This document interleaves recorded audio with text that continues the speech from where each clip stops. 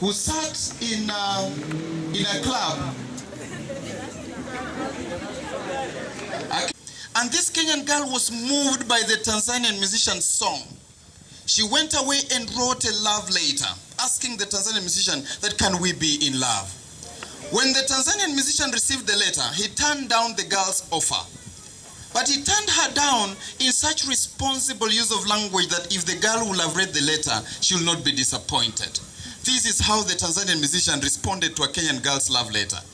Barua Yako nimekwisha ipata sheri, nia yako tupendane wawilio.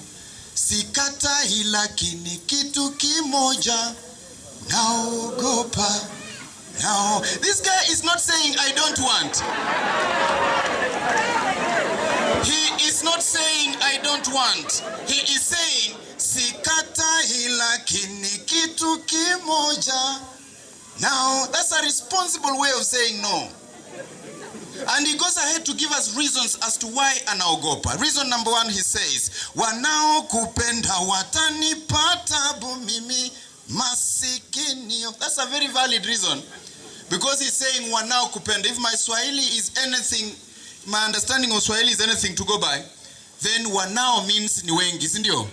Then this girl has many.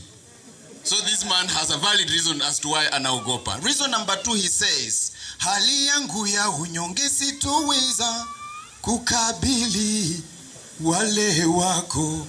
Reason number three, he says, elewa wazi kama tutapenda nao, mabaya mengi yatanifuata, na mimi mwenzio kamwe sijimudu, na kuomba ufikiri mama. This guy is saying, he is saying that please understand that if I fall in love with you like you suggest in your letter, very many bad things will follow me, and I am a poor man. I will not manage. I beg you to reconsider. This is a responsible user of language. There is nothing abusive in that letter. He's turning down an offer, but look at how he uses language responsibly. If that girl will have received the letter, she will have still offered to share a cup of coffee with this guy without feeling offended. Are we together? Kenyan musician who sings, his name is Hussein Machozi, and I want to share with you one of the stories in his songs. Hussein Machozi says in one of his songs that there was a beautiful girl he used to admire. He tells me in his song that he used to stand by the road each day and watch this girl pass. And Hussein Machozi will struggle to greet the girl. The girl will abuse him, and Hussein Machozi will go back to his house and pray. He stands by the road every morning, watches the girl pass. He will say Barua Yako, and the girl will say kwenda huko, and Hussein Machozi will run back to his house and plead with the creator of the universe. One day he had a knock on his door. And when he went to open the door, to his pleasant surprise, it was that girl.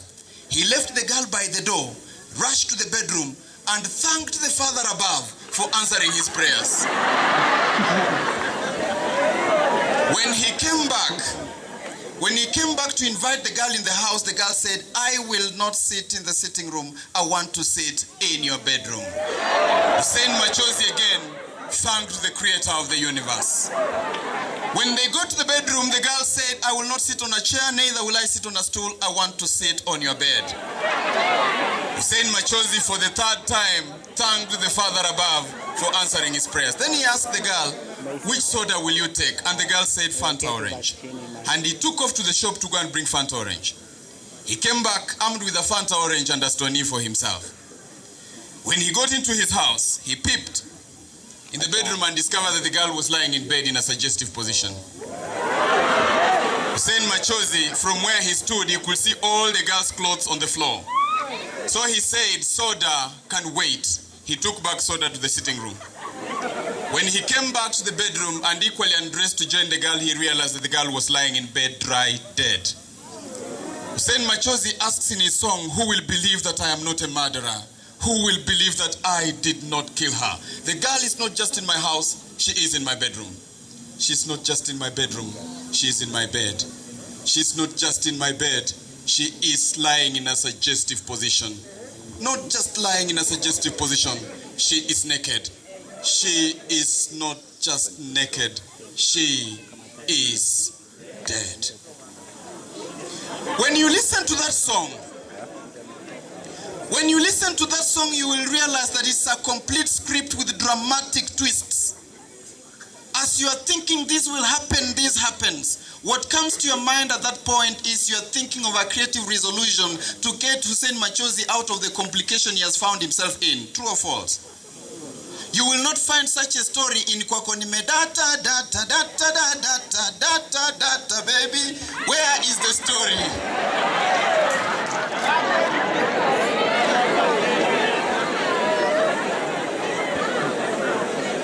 That if I was asked, as a teacher of literature, I'm aware that I'm supposed to use songs to teach literature and at times to teach poetry. But my hands are tied because the students today, the songs they identify with are not poetic. The songs they identify with are obscene.